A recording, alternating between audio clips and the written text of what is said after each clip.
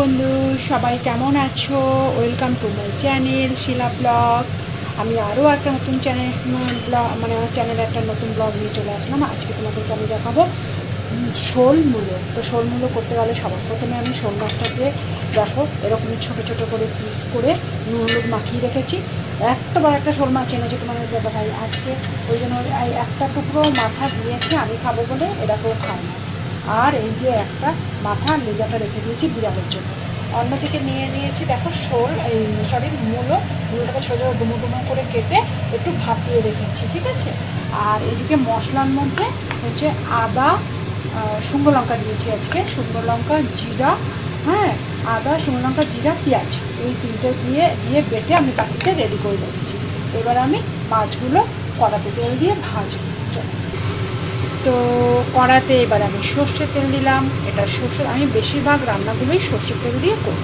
কড়াতে এবার সর্ষের তেল দিলাম। দেখো তেলটা খুব ভালো করে গরম হয়ে যাচ্ছে।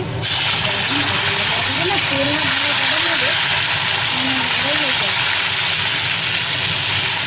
মাছগুলো খুব সুন্দর করে শোলগুলোকে করতে হলে এই একটা মাছগুলো কিন্তু কড়া করে ভেজে দিতে হবে। ভাজা হোক ততক্ষণ আমি অন্যান্য একটু কাজগুলো বুঝিয়ে নিই। দেখো আমার মাছগুলো এইভাবে লাল করে ভাজা হয়ে গেছে।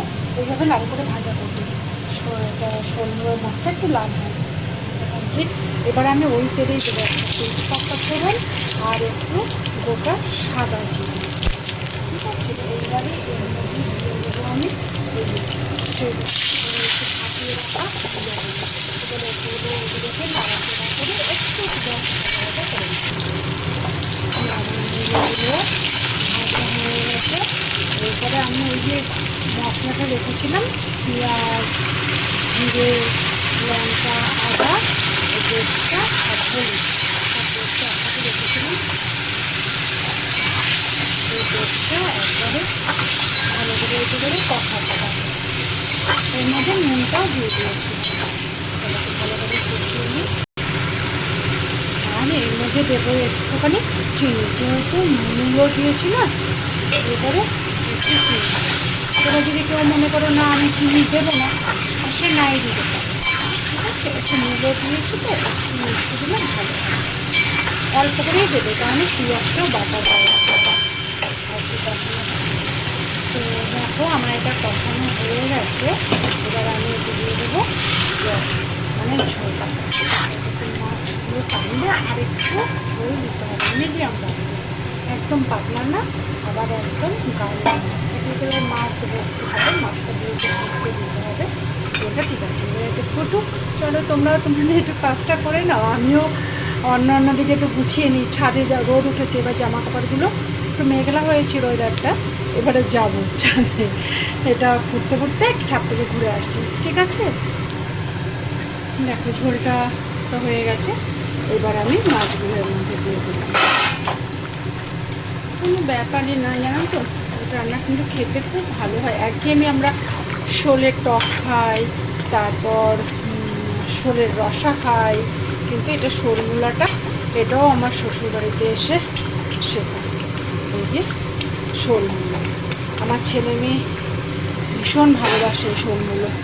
তো অফ সিজনেও মূলো ঠিক নিয়ে আসে, শোল মাছ করে খুঁজে খুঁজে শোল মূলো। চলো একটু ফুটতে দিই, 2-3 মিনিট ফুটে। দেখো এটা আমার হয়ে গেছে। এবার নামানোর আগে একটুখানি গরম মশলা দেবো। এতে একটু গরম মশলা দিতে হবে, ঘি লাগবে না, মানে গরম মশলা বললে আমরা বুঝি এটা ঘিও বোধহয় দিতে হবে না, ঘি খালি একটু গরম মশলা। এবার একটু টকবক করে ফুটে উঠলে তো আমার রেডি শোল মূলো। চলো একটু ফুটতে দিই। তো বন্ধুরা আমার শোল মূলো রেডি, একদম গরম গরম ভাতে, হ্যাঁ শোল মূলো দিয়ে খেয়ে দেখো। এইভাবে শোল মূলো বানিয়ে দেবো। আমি তো এই রেসিপিটা তোমাদের সামনে তুলে ধরলাম, তোমরা বানিয়ে দেখো, যদি ভালো লাগে তবে আমাকে লাইক এবং কমেন্ট করো, ঠিক আছে। চলো টাটা।